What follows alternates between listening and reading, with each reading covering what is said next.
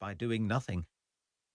I did not consider my silence unreasonable, but self-awareness wasn't far behind. The Lord entered my life one warm, August evening. I'd been walking down Mount Street towards the marketplace on my way to perform a chore. I can't remember what it was. As I passed the King's Head Hotel, I noticed there were boards propped up against a brick wall on the opposite side of the road. The printed boards announced an address by an American evangelist. He was due to speak at 7:30, and a small crowd had gathered to watch. I hastened along with no intention of listening, but entirely by chance I found myself returning down Mount Street at 7:45. The evangelist was in full flow, and the crowd had increased in size. They gazed at him with rapt attention. I found myself stopping, and without giving it any further thought, I settled on a step and began to listen. I continued watching, fascinated by his words, and he held my full concentration.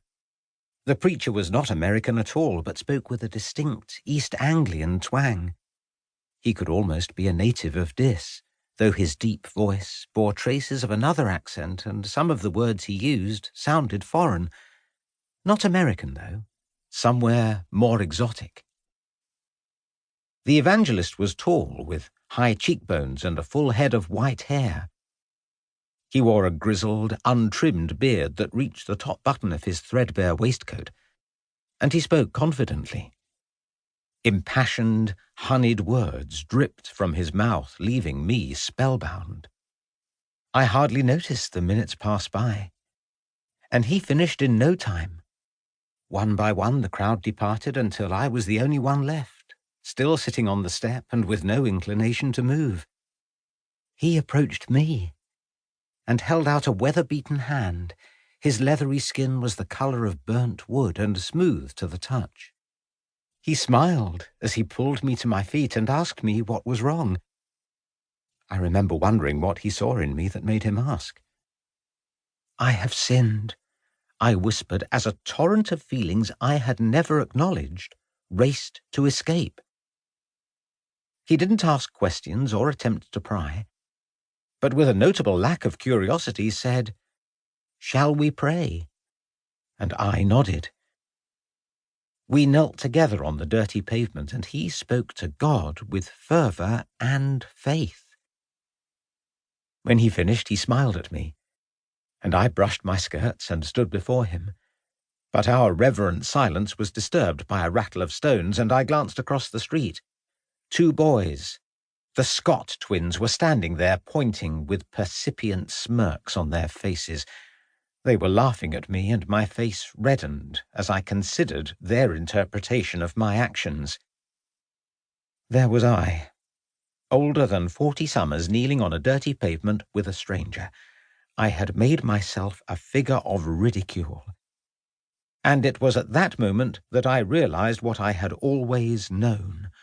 All the secrets I had kept and the lies I had told would never bring love or happiness or peace. My loyalty was misplaced. The preacher watched as I wiped a tear away.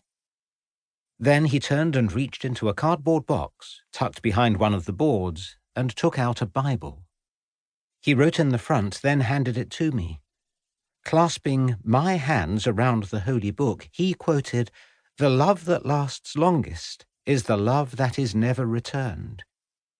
He watched me through weary, knowing eyes, and I recognized a kindred spirit. I stammered my gratitude and left for my home in Scole, barely remembering the journey back. The same night, I placed the Bible in a drawer where it remained for many months. But from that day, my conscience grew increasingly troubled. Time spent alone gave me opportunities to contemplate the unrequited love that had justified my silence. And as my health failed, and the object of my passion remained indifferent to my suffering, I burned with shame for the part I had played. I reach for the hand mirror again and hold it to my chest. I cannot. To keep listening to this audiobook, I've left you a link in the description so you can do it at no cost thanks to Audible's 30-day free trial.